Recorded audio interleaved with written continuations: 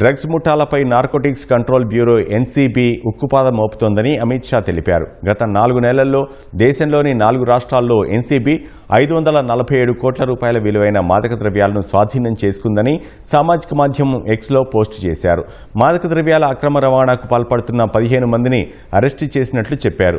మాదక ద్రవ్యాల పట్ల జీరో టాలరెన్స్ విధానంలో భాగంగా ఢిల్లీ, హిమాచల్ ప్రదేశ్లోని ఒక డిస్ట్రిబ్యూటర్ నుంచి 1.36 కోట్ల విలువైన సైకోట్రిక్ మాత్రలను స్వాధీనం చేసుకున్నట్లు అమిత్ షా వివరించారు. ఉత్తరాఖండ్ హరిద్వార్లోని ఒక తయారీ సంస్థ నుంచి 11,693 కొడైన్ ఆధారిత దగ్గు సిరప్ బాటిళ్లు, 2.9 కిలోల ట్రామాటోల్ పౌడర్ను ఎన్సీబీ అధికారులు స్వాధీనం చేసుకుందని తెలిపారు.